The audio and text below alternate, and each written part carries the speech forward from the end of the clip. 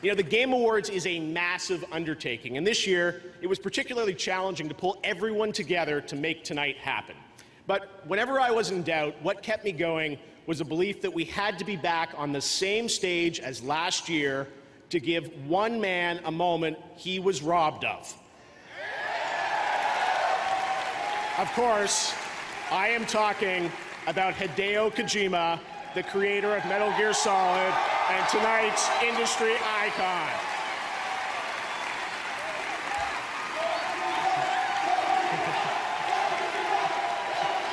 It's gonna get loud, Hideo. He is here, and we're so happy. So I couldn't start the show without getting this over. We often talk about great games on our stage, but for a minute, I want to talk about a great man behind those games. Last year, Hideo Kojima's world was turned upside down when he left Konami after the completion of Metal Gear Solid 5. We all have tough times to go through, but the true test of one's character comes in how we react to those moments we don't control, when judgments are made or when decisions are rendered upon us by others that we sometimes can't comprehend. I think what happened to Hideo Kojima last year was a tragedy, but he never complained. He just sat in an isolated room for months, looked inside himself, and focused on his art. He hoped that his love of entertaining us would carry him through the darkest days of his career, and we thank him for all that he went through. Well,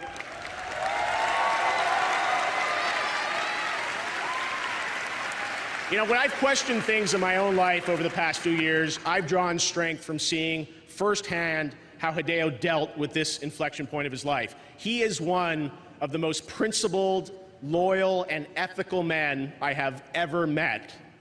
And I'm just so honored to call you a friend above everything else, Hideo. Now, this trophy right here, I gotta tell you about this, because for most of the past year, I've tried very unsuccessfully to give Hideo the award he rightfully won last year for Metal Gear Solid 5. Keep taking to him and his producer Ken, and it's like I can't get this to him. I first offered to ship it to him, but I couldn't get the address of his new studio.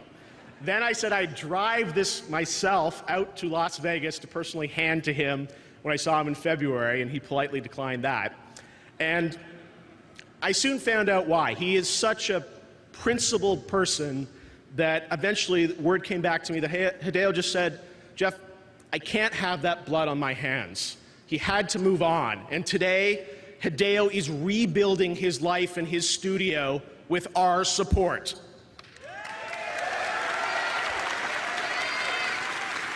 And like Snake said in MGS, Hideo knows that a strong man doesn't need to read his future, he makes his own.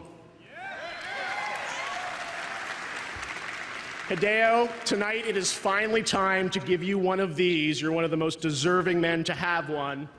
You've always been there for me, and you have never disappointed me. Ladies and gentlemen, please welcome our industry icon, Mr. Hideo Kojima.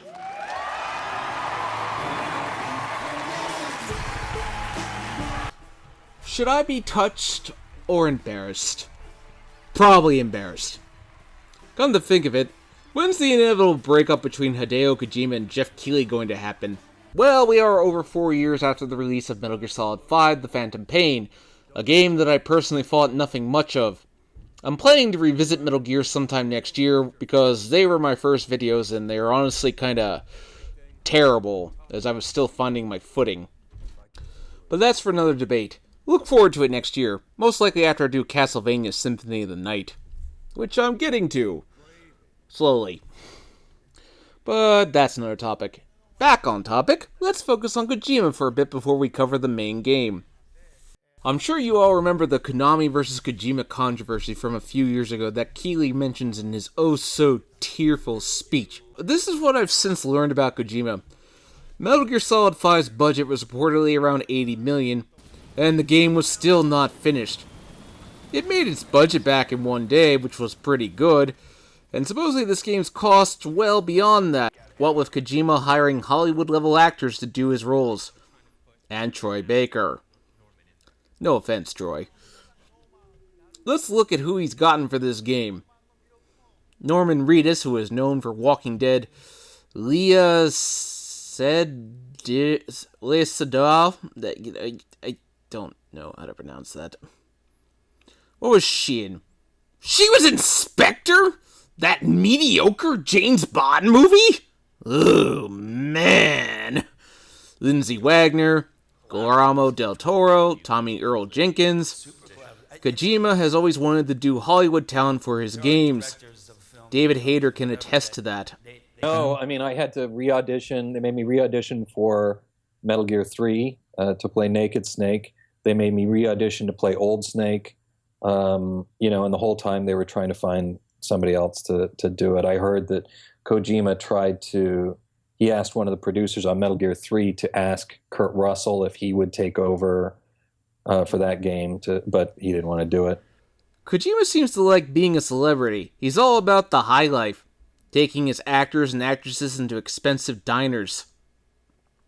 All about product placement, too. Look at his Twitter, and there's Jeff Keighley, of course, trying to get in on it. Please notice me, Kojima-senpai. It's embarrassing. I admit I don't know the man personally, but seriously, man, try to have some dignity. Kojima seems to have a habit of dunking people if they are beneath him, as he did to David Hayter and Stephanie Jostin. Don't take my word for it, take it from David Hayter himself. Konami now, do you think there's any chance you'd ever want to work with him again? I feel like you two are so connected to the outside world. Do you feel any connection to him on the inside world between you two? No, I was kind of hoping that Konami would bring me back now that he was gone. No, I think he handled it pretty badly, and I've got no particular love for Kojima. I respect him, and I think he's a brilliant game maker. I don't know him as a person, and as a businessman, I was not impressed. So no, I don't feel any need to go back and work with him again. Kojima mentioned that after his firing from Konami in 2015, he felt alone and isolated in the world, but realized that he had connections after all. Thus, Death Stranding's intention is to connect us. The game is all about the connections we form, which is not done very well, but I'll get into that. Every time Kojima made a new Metal Gear starting with Metal Gear Solid 2, he kept saying, "I'm done, I'm not making another one, I want the younger team to do it." Then he said it again with Metal Gear Solid 3, and then he did it again with Metal Gear Solid 4. Then they did Peace Walker. Then finally Metal Gear Solid 5. Which makes me think maybe it had nothing to do with passing the torch to a new generation. Maybe he just couldn't bear the idea of somebody other than him making a Metal Gear game. He wanted the recognition and no one else. Let's see what he has to say about why he titles his games a Hideo Kojima game, shall we?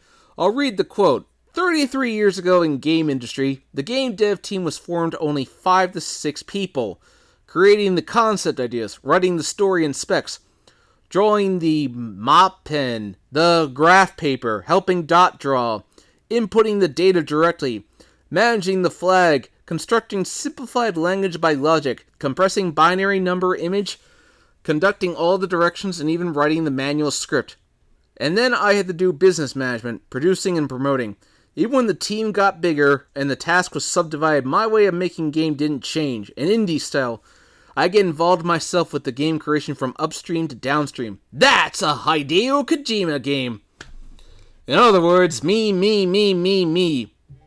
Kojima, I'm beginning to understand why your former employer removed your name off Metal Gear Solid 5. People may thank Kojima for the Metal Gear series, but let's be honest. How much of what was good about the series can we really accredit to Kojima? I think he can be thanked for the initial spark, but if he had his way, Metal Gear Solid 3 would have had Kurt Russell as Naked Snake instead of David Hayter. What I can say about Kojima, he's probably the video game equivalent to George Lucas. A good idea guy, but someone who needs people around him to tell him no. For example, when making Metal Gear Solid 4, his original ending was going to have Snake and Otacon turn themselves in and be executed. But his writing staff refused to work on the game if it was to end like that. I can't imagine anybody who worked on this game did something like that. Kojima has responded to the criticism that Death Stranding got in the US because people in the US are more accustomed to shooter games, while Death Stranding is something a little higher than that. Hey, listen, Kojima. The game I played the week before Death Stranding came out, Luigi's Mansion 3. It's a roughly 10 to 12 hour game when you know what you're doing, and I liked it a lot. I made a 30-minute video on why it's so good, so check it out. Shameless plug. At least with first-person shooters, you are actually doing something. Or do you just assume all American gamers are FPS crazed? Kinda hypocritical considering your game has some shooter elements, Kojima, but well, no more dancing around the element. Let's just dive into the game. Spoiler warning for the whole game, I'm not holding anything back here. So the story begins in a post-apocalyptic world. Gee, never seen that before. You play as Norman Reedus. I mean Sam Porter Bridges, that's his name. Let's just get this out of the way. I don't find Sam to be a very interesting character. You see, Solid Snake had charisma. He was a tortured soul in Metal Gear Solid 1, but he still had compassion. In Metal Gear Solid 2, he was an ideal. In Metal Gear Solid 4, he was a bitter and lonely old man, so he went through stages of his life. It wasn't until Metal Gear Solid 5 that Kojima seemed to embrace the idea that Snake should be a blank slate for the player to project themselves onto, despite hiring famous actor Kiefer Sutherland to do the voice. This game's theme is about the connections that we make, how we as players are going to come together and make the world a better place. So why not make Sam a customizable character? Make Sam's gender customizable like Shepard from the Mass Effect series. Sam should have been a silent protagonist who the player could project themselves onto. But I guess Kojima was just obsessed with getting Norman Reedus into the game, or he really wanted to be able to show Norman Reedus' ass. Which I don't dare show because YouTube is getting really strict with this kind of stuff. Who do you think of when you think of iconic video game protagonists? Mario, Luigi, Link, Samus Aran, Solid Snake, Mega Man, Cloud Strife, Lara Croft, Nathan Drake, Sonic the Hedgehog, Chrono, Crash Bandicoot, to name but a few. They all have their own unique appearances that make them stand out as characters. Look at what Pokemon does. They let you pick your trainer's gender and appearance because the character is an avatar for the player. If you're going to make a game about connections, then let me pick who and what my character is. That's something you didn't do, Kojima. Anyway, Sam loses his bike and thus has to take his cargo by hand. He meets this woman named Fragile. Fragile. Her name is Fragile. All on the nose again, Kojima. Basically, Fragile introduces you to the BTs, which are this game's boogeyman, if you will. The game has rain that rapidly ages a person if it makes contact. This only comes up as an inconvenience when you are transporting cargo by foot. This means walking from point A to point B, such as the beginning here when I realized that having a certain amount of load can cause you to tilt and make things unbalanced. Oh joy, I'm not a particularly patient man as I just want to get things done.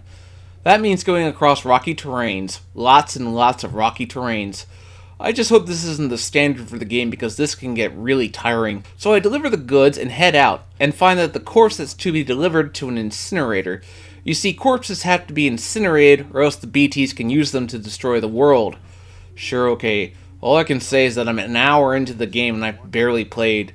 The BTs attack, destroy the van, and Sam escapes with the baby and is now suddenly naked on a beach. Why?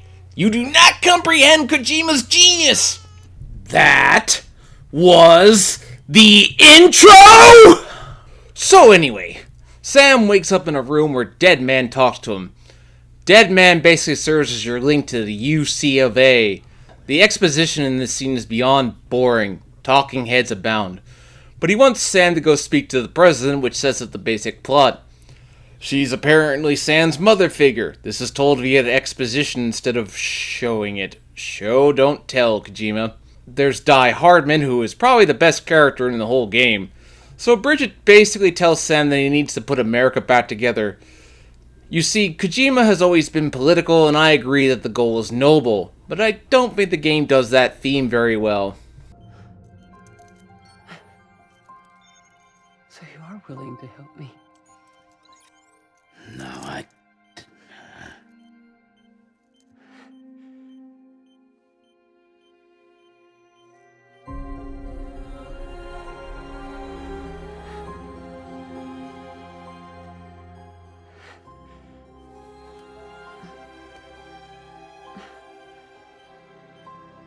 I love you, Sam.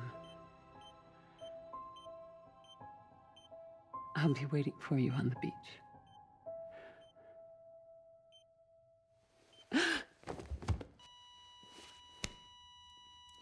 Madam President! Oh, no.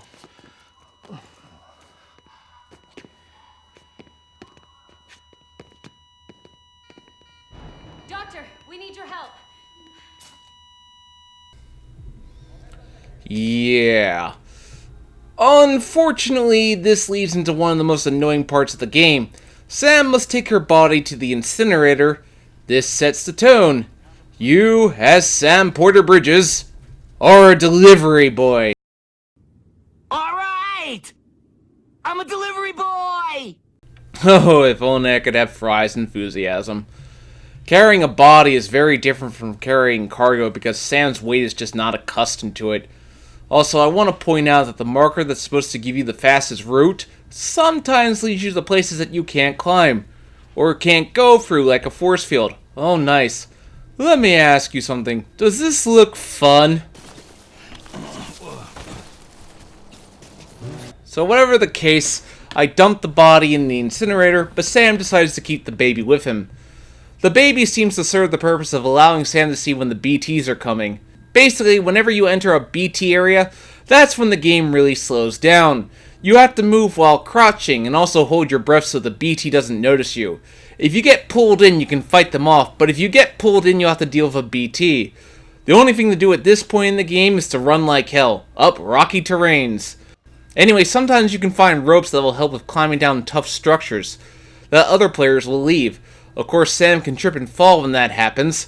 The baby will start crying, which means you have to shake the PS4 controller to make it stop crying. The idea is supposed to make you bond with BB, but instead I find that it drastically slows down the pacing of the game even more so. The parts I do enjoy are when Sam is in the private room. It's a nice little safe haven where you can relax, and I'm all about having moments in games where you can relax. Take a shower to get the gunk off, or go to the bathroom, which will get new grenades to be made. Yes, grenades in this game are made from your urine. Gross. Kojima, I don't know what kinks you're into, but I don't want to know what you do on your Friday nights. Also, every time you leave the room, Sam will get flashes of BB's memories. Whatever the case, the scene serves the purpose to make you meet Amelia, who is the new president, but something is definitely off about her. No, I'm through with this. I said my goodbyes to all of you when I said them to Bridget. Yeah, I'm not sure, but this really seems like something that Snake would say. Sam desperately needs his own identity. So I'm guessing he decides to do this because I guess he wants to honor Bridget's dying wish. Anyway, going out to make a delivery, you need to have supplies, such as having a rope that you can use to descend. At least he carries a rope, unlike Nathan Drake. Let's just look at the terrain. Nothing but rocks, rocks, rocks. Here's the thing about an open world. You need variety. It's just doubling down on Metal Gear Solid 5's problems where the open world was so barren and empty. But at least that actually had a point to avoid enemy camps. At least I had transport like the horse. You do get access to transport later, but well, I'll get into that. You can collect crystals that are used to make materials. While I was off doing that, the mules attack if they detect your cargo. They come after you. But I don't go out of my way to avoid them because, thank the video game gods, I'm actually fighting somebody. Don't get me wrong, the combat is stiff and awkward. It makes sense that Sam can't throw a decent punch and kick with all that cargo, but still it's annoying. One thing I will give Death Stranding is the stamina meter is actually not that bad. It's easy to refill and your Monster Energy drink, product placement, will automatically refill. Of course, stamina will gradually decrease and can only be recharged when you are in a private room. As far as I know, it can only be temporarily expanded. You cannot permanently increase your stamina. Fortunately, your stamina can be recovered by simply stopping and resting, as well as your blood level. But really, this part of the game introduces you to the bridge mechanic. With the right materials, you can make a bridge so that you won't have to go through the water, for example. Going through the water is such a slog, because it's very easy to lose your cargo. Also, gotta say, climbing in Death Stranding is so annoying because Sam doesn't seem to know how to foot himself, and then you lose your cargo unknowingly. You want to know how you should be able to climb a terrain like this?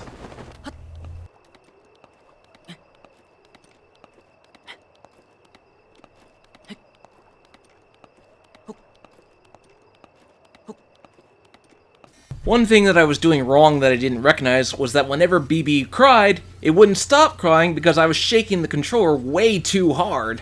Also, if you want to, you can take a rest yourself. I'm all about taking a break, but none of the locations in this game scream this is where you should take a break.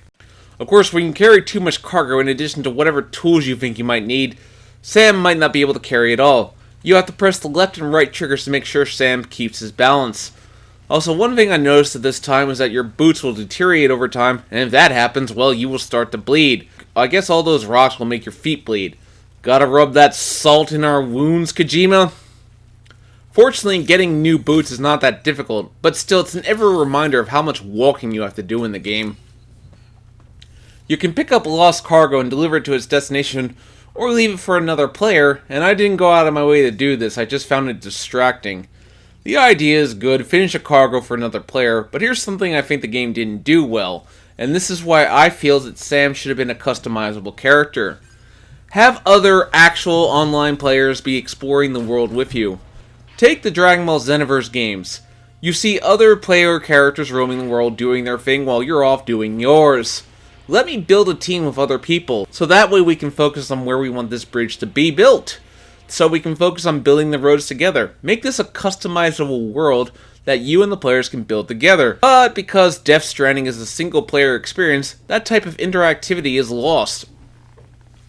Now, I perfectly understand that a single player experience can be good, but if you wanted to emphasize connections, this would have been the way to do it. You want to know why Kojima's 2 open world games haven't succeeded? It's because you need variety. Locales, people to talk to, enemies you fight, and you do have mules in certain areas, but the terrains are all rocky terrains. You need a volcano area. You need a snowy mountain, which does show up later, admittingly. You need more than just one set of locations. Kojima just doesn't do open world very well. I think he should stick to the linear style of MGS 1 through 4. It really allows him to tell a better and tighter story, provided that he has the right co-writers and an editor.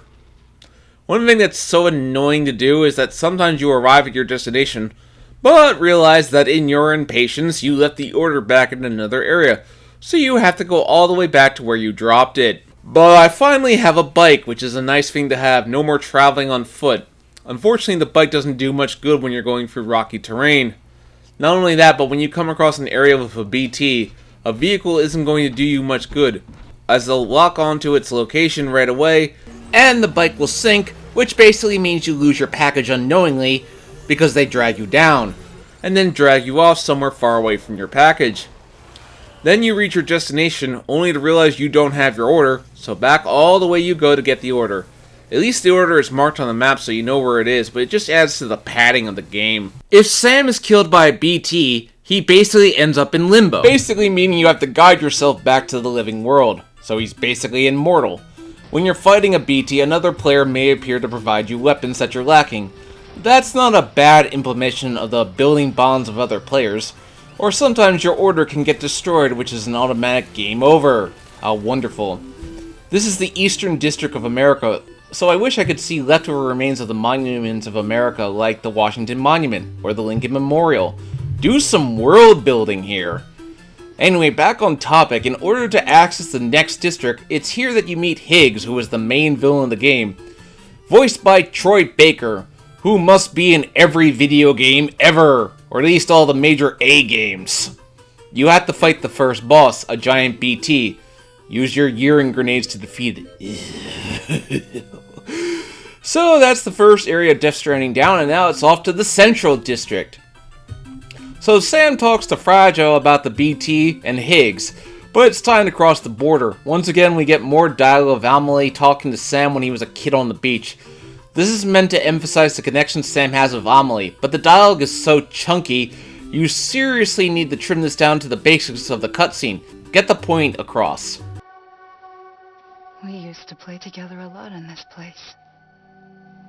You brought me here. I couldn't make the trip on my own.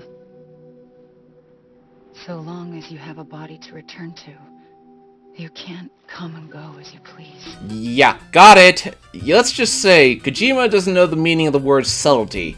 Never has.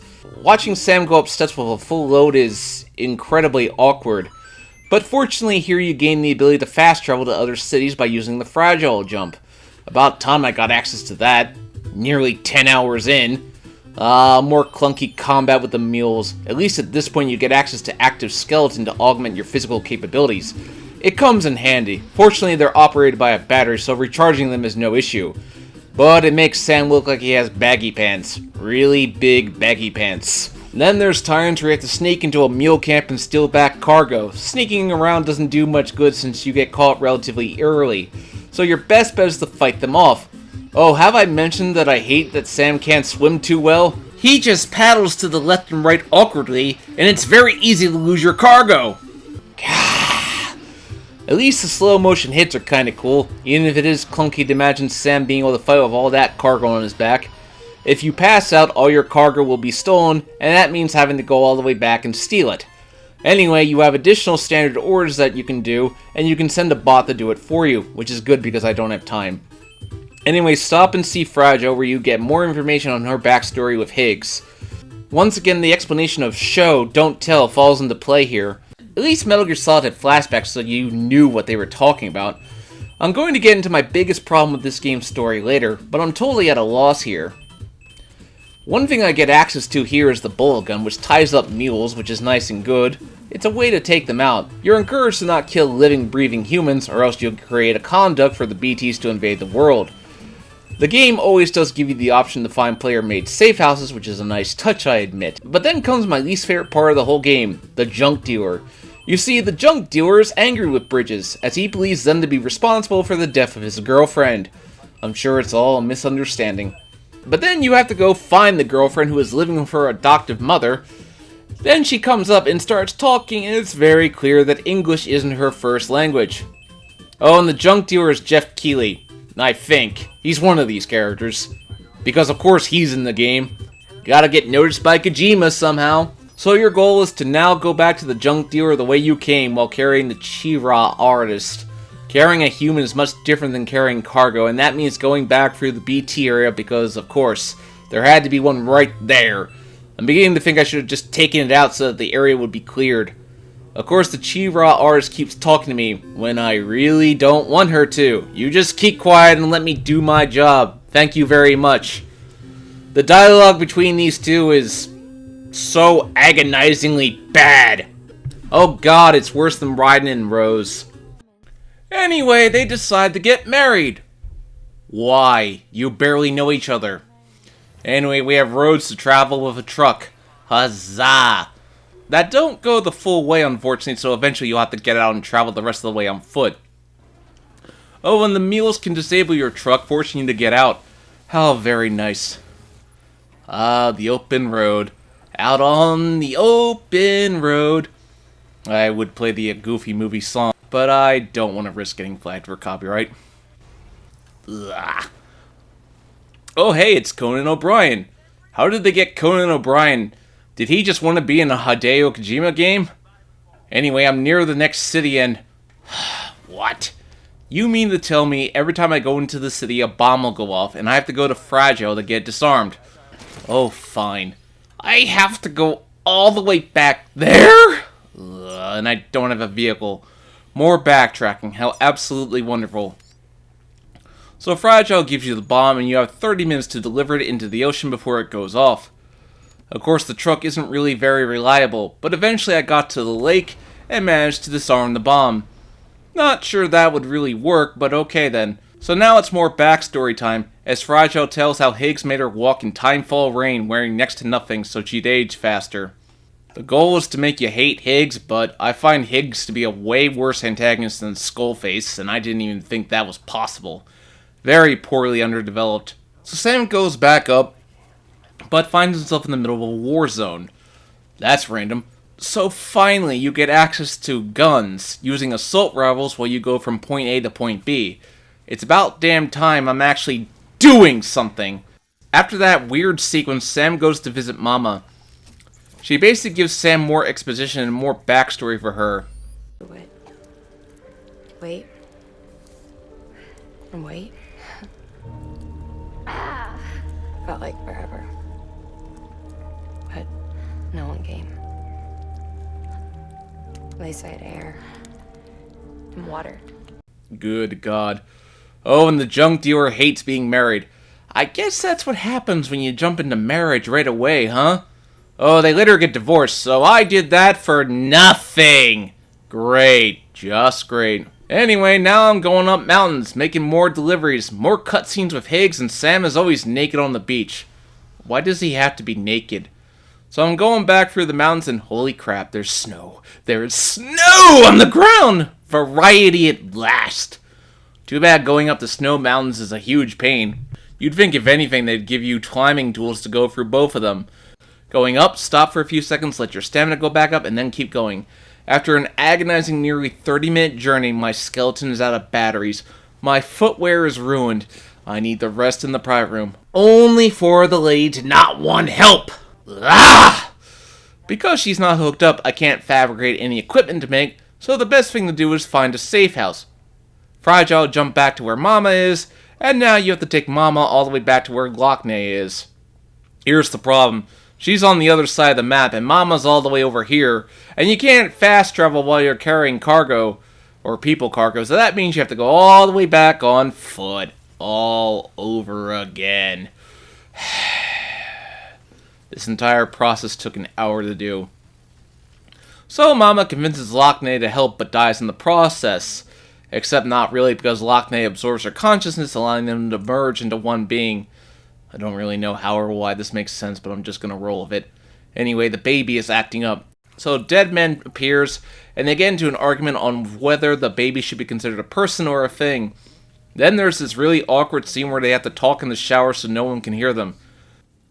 I guess Kojima just really wanted to do a scene where two clothed grown men talk in the shower. So this leads into the next part where you have to cheer BB up. I should mention the zip lines here. These serve as a fast travel way across terrain. It's a good idea, but unfortunately I have a hard time finding ones that connect, so the process ends up being pointless. This next part has more climbing up snowy mountains. Oh joy. Then there's this mission where you can't get caught by our BT, or else you will fail the delivery. You do have a way to preemptively fight back by cutting the umbilical cord, but eventually I just decided to go around the whole thing and take the long way. Always gotta go the long way to lengthen out the game time. Also, I love when Sam goes down a slope with a lot of cargo. He just awkwardly runs from side to side. Make another pickup where the mules are. Running them down with the truck is oddly satisfying, but gotta use non-lethal rifles.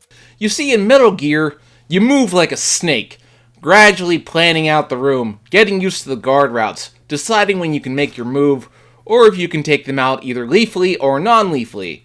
Essentially, you are a snake. You move slowly through enemy lines, but you're also a predator. In Death Stranding, you move like a sloth. You are vulnerable as you are about protecting your cargo, especially when you're going through a snowstorm, or watching your cargo get destroyed because you can't climb the area fast enough of all that you're carrying. But do enough of that and you find yourself back in the war zone. Oh joy. You see, what makes this so annoying is that the ammo comes from your blood. Meaning you have to watch your blood levels because if you die here, it's for real. The important part of this scene is that Sam finds this man who he's kept seeing in his dreams. Yeah, obviously a hint that there's more to it than that. Also, the baby's name is now Lou. Okay then. Following that, your next goal is to deliver Mama's corpse to Hartman. You see, her corpse will never decompose. Sure. Hartman's whole gig is that he's alive for 21 minutes. Then he'll die for 3 minutes and come back to life. That kind of sucks, actually. In fact, during the long cutscene, he ends up dying, and you have to pass the time by waiting for him to come back to life. So padding is again a thing. What's the point of this sequence? Hartman wants to be with his family, but he's not sure he can, as everyone's afterlife is different. I'm afraid to say, I don't really care, man. You're so stiff and boring. Then comes another part where you have to go through BT area to get a delivery, which means more walking slowly. The game really needs to have more fast-paced sequences when you are in a hurry, and not trying to take your time. Taking your time is a good thing when the game is not padding out the length time. That's why I will never understand speedrunners. But the central district is finally done, and what's left is the western district, but you have to cross a big thing of tar, and the tar will cause you to sink. No bridges, so how are you supposed to get across? The game doesn't give you any indication as to how you will get across, but the solution Let yourself be caught by a BT so it'll create buildings to cross the tar is actually really clever. Good job, game. You can be clever when you want to be, but then you find Amelie in the tar, and I thought I did something wrong, but fortunately Sam is supposed to sink here. Sam wakes up on the beach where Higgs is waiting for him. London Bridge is falling down, falling down, falling down. London Bridge is falling down, my fair lady. That's eerie. Higgs takes off his mask here and he looks like a pretty boy. Kinda like when Kylo Ren took off his mask and was revealed to look entirely normal. But finally you're on the West Coast, which means you're at the end of the game. Or so you think. And one really long traverse through BT area with this jellyfish that blows up when they're near you. This is the last piece to reconnect America? Sure. Anyway, the game gives you a fair warning that you need to go all combat heavy, which means you get a rocket launcher at last. Higgs has Amelie at the beach, so Sam has to put this big, whatever this is, down and go save her. So the stage is set for the fight of your life. The boss fight against this thing is relatively mindless. No, seriously, I barely do anything other than fire rockets at him. Here's what you're lacking. You need some pacing beats. Let's compare this to the fight with Metal Gear Rex and Metal Gear Solid. At the beginning you see a cutscene of Snake and Liquid talking. There's a certain tension because you're not sure if Meryl's alive or dead. Naomi was a traitor. Snake's been getting plot twists left and right, and he's unsure if he'll live long enough with Fox die inside him. The first part of the fight plays out like you're doing damage, but it doesn't do any good. Snake is saved by Gray Fox and the sacrifice is well done, as it gives the player a sense of loss because Gray Fox was just so likable. It also makes the second part of the fight much more personal, but Gray Fox's sacrifice gives you the opening you need to deliver the coup de grace. This fight with Higgs completely lacks tension. I mean, yeah, he has to be stopped, but why am I stopping him? He's not really connected to Sam. Liquid was Snake's brother, so there was a personal connection there. But you knock him down and he invites him for another round.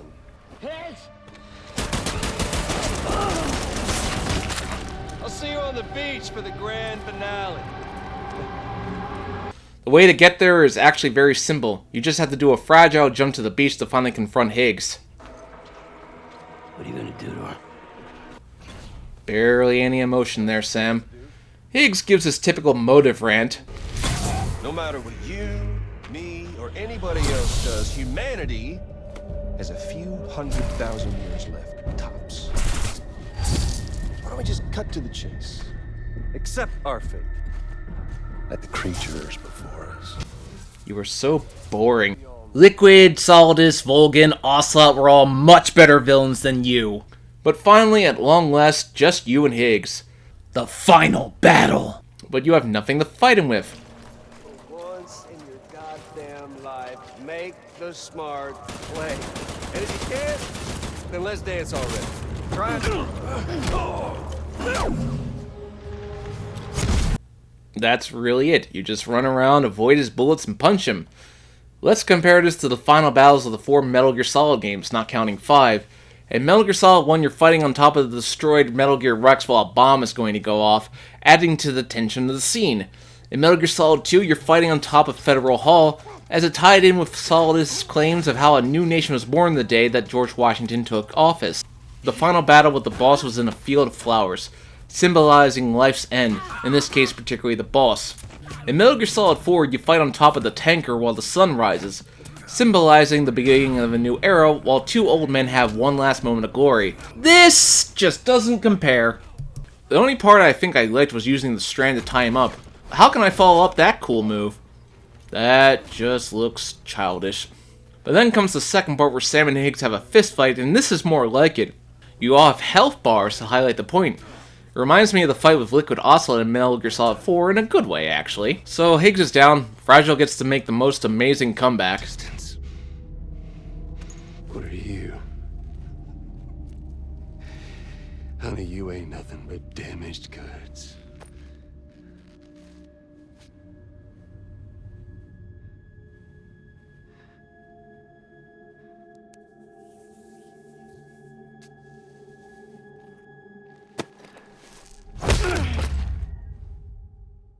You are damaged goods.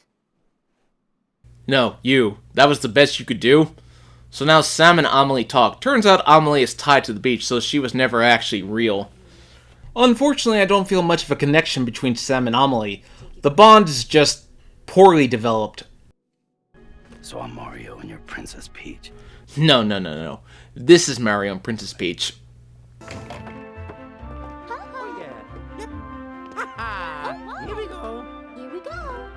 So you think the game is finally over, only for them to throw this on you. That mysterious man appears again. Die Hardman is a little emotional. Amelie is actually somebody who can cause the apocalypse, and now Sam has to go and convince her to stop. I beat the final boss. I thought the game was over. So I have to go all the way back to Lake Knot City, which is on the other side of the map, and because fast travel is down, that means you have to walk all the way back. Just feels like we're extending the game length longer than it needs to be. It really does. Not to mention I have to go up and down a mountain. Those zip lines will really come in handy now. But here I am running all the way back across the country so I can get to the next order. It wasn't until nearly a half hour later after I started this that I finally got on a road to take me back, but the road was unfinished, and then I ran into a BT area, which meant that I had to abandon the truck anyway. Oh joy. I just want to finish the game, and I'm still not done yet. I admit there's something peaceful about just walking with the air behind you.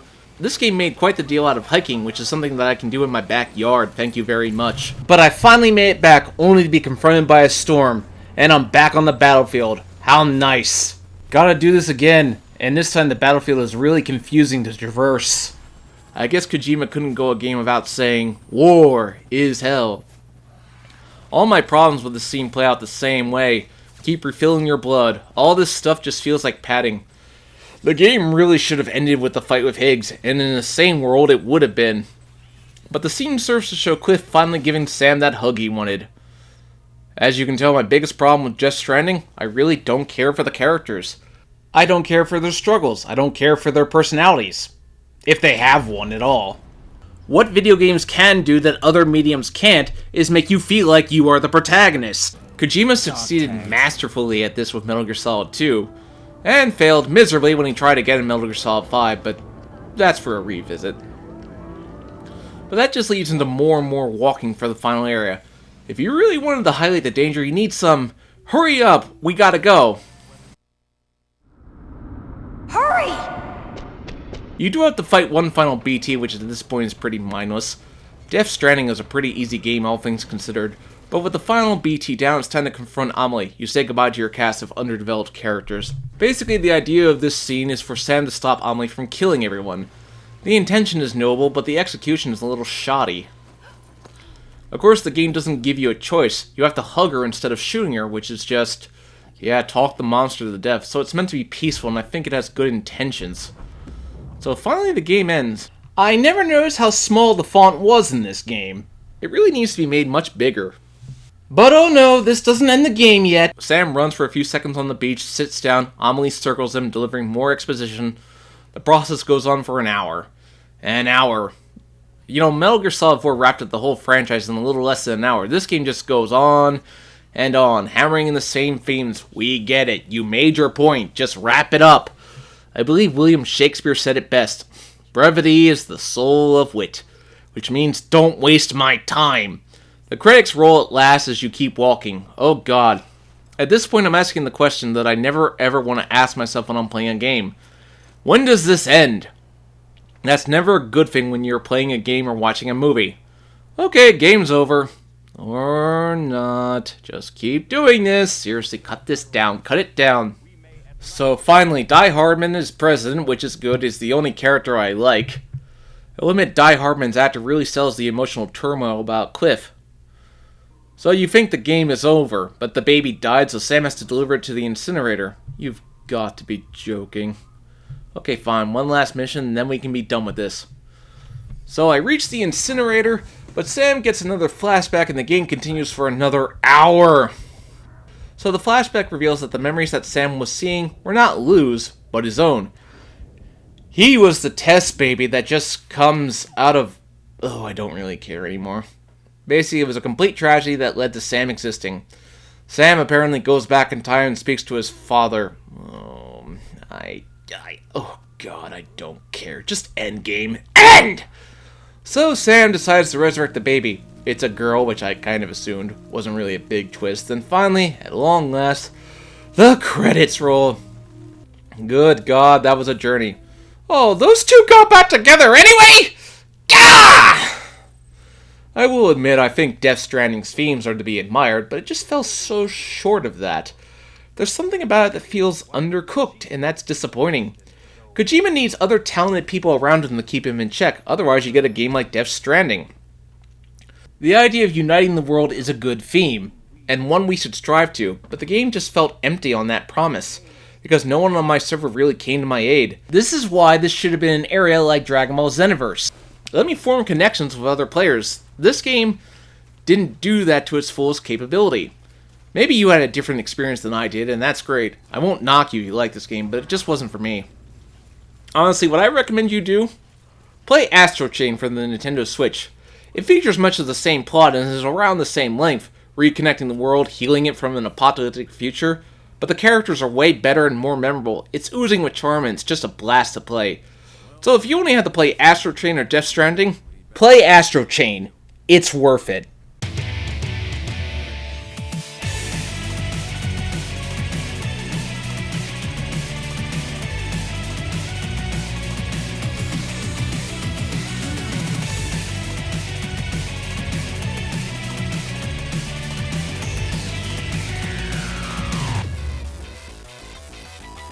Sky turns west, swallowing up each and every being in this town.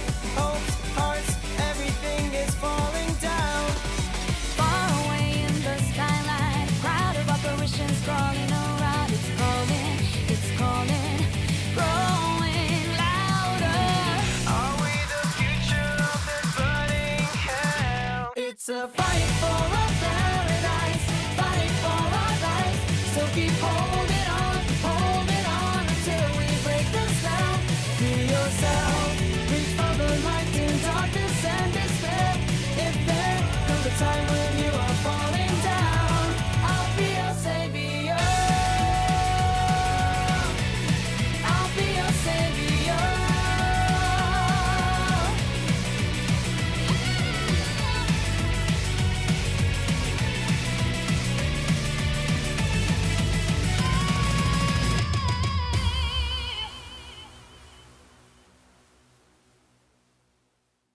Thanks for watching. If you liked the video, please hit that bell, like, and subscribe button. See you later.